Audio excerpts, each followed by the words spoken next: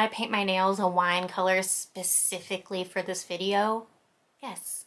Yes, I did. Hey, what's up everybody, and welcome back to my channel, or welcome to my channel if you are new. Hi, my name is Kendall, and here we talk about all things makeup related, and sometimes we talk about other stuff. So before we get into the video, there's a lot of new people over here and I'm really excited. My goal for 2020 was to hit 1,000 subscribers, and literally the day before New Year's Eve, I hit 1,000, and now we're even surpassed that, and that's crazy to me. I 100% owe that growth to Paige Corin. I'm sure most of you came from her channel. If you don't know who she is, please go subscribe to her.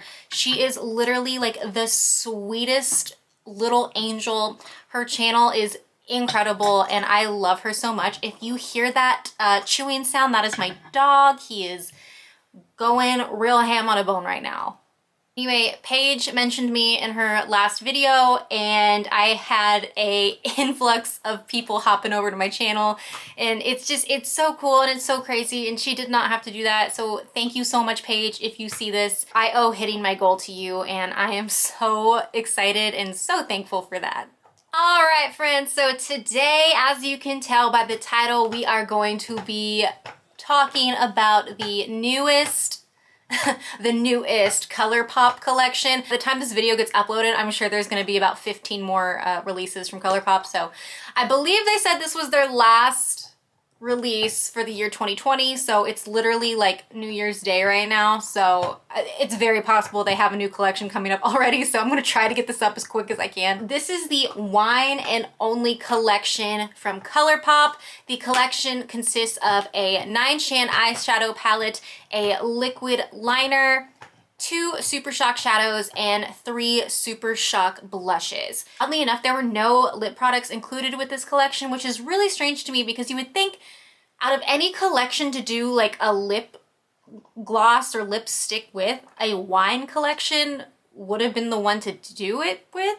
It just makes sense, but I digress. I did get the whole collection. This outer packaging to me is so unappealing. Like when I see this, I don't think of wine. Like I guess they were trying to go for like a romantic, like Shakespearean looking packaging, but like I don't understand. Like this doesn't scream wine to me. I feel like this was such a missed opportunity, and there was so much they could have done with this. Like they could have called it like the Let's Wine About It palette. Oh, that would have been cute. Colourpop, call me. While we're diving into this collection, you bet your bottom dollar that I poured myself a glass of red wine while we're talking about this, because I can't review the wine collection without a glass of wine. So I'm going to throw up some swatches and let's talk about the collection.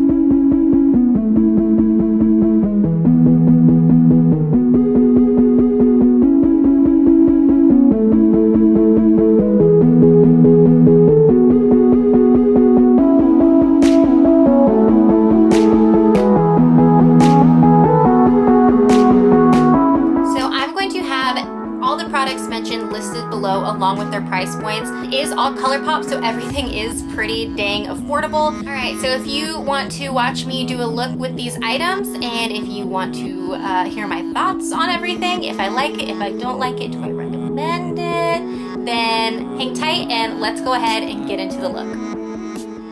All right, so I went ahead and primed my eyes with a Sigma eye primer, and the first thing we're going to do is take a fluffy brush into the shade Sip Sip. And that is going to be our transition shade for this look, and I'm keeping that pretty high because I want to go in with quite a few colors. Next, I'm going to be taking a slightly smaller, still fluffy brush going into the shade Major Chianti? I have no idea what that word means, but I'm putting that right below the shade Sip Sip, still keeping it just slightly higher than my actual crease. And then I'm taking a fluffy brush and blending out the edges. And then taking that same brush we just used, I'm going into the shade Mull It Over, and I'm putting that directly into the crease, basically outlining my eyeball. And then I'm going to go into the shade Vinter in a smaller brush, and this is the darkest matte in the palette, and I'm going to put that in the outer V. And now I'm just blending everything out with a clean brush with nothing on it. Now I'm just cutting the crease, and this is where we're going to be placing down our shimmer shades.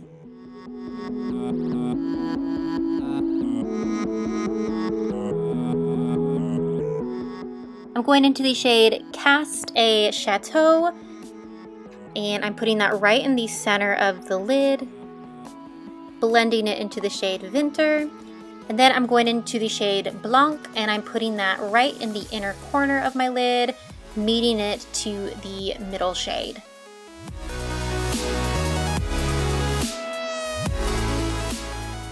Now I'm taking the Super Shock shade Muse on my finger and just kind of popping it over the lid ever so slightly. For the lower lash line, I am taking the shade Wind Down, and I am using a pencil brush to just line my lower lash line, and then I'm going to take a fluffy brush and buff it out.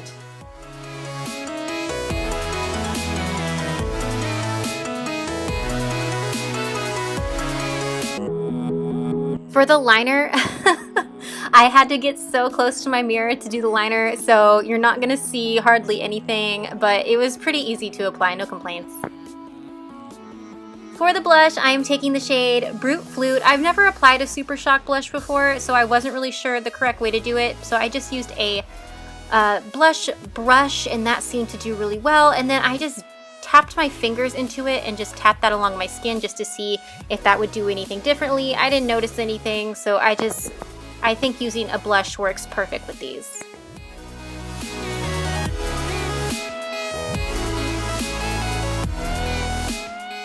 And then I added some Urban Decay Perversion mascara, and that is the finished look.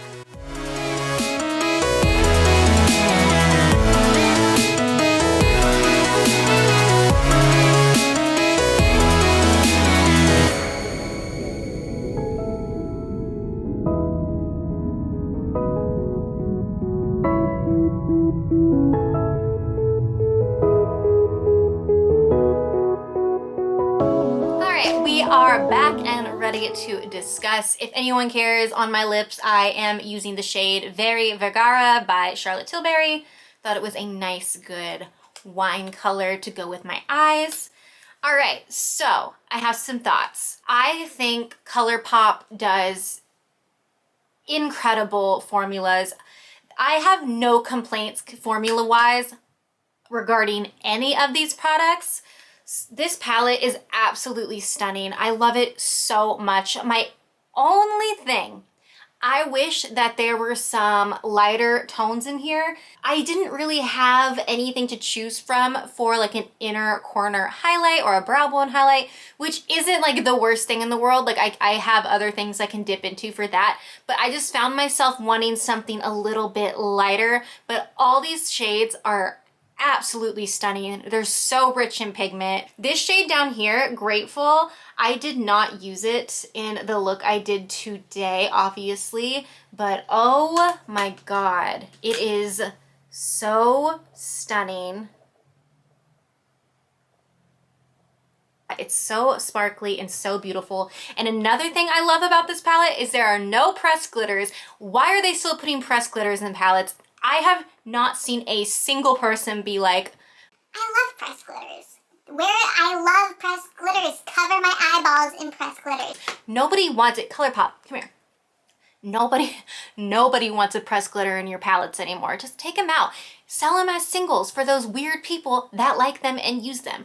The majority of us, it's not a good time. I will say the Super Shock shadows, while they're really, really beautiful and the pigment is impeccable on them, if you buy the palette, you don't need the Super Shock shadows. I feel like the Super Shock shadows, color-wise, I feel like the Super Shock shadows were the same as the colors in the palette. I had to take my hair down. It is so freaking hot in my house right now. I do not know what's going on. So if I look like I'm sweating, I 100% am. The Super Shock shadows are beautiful.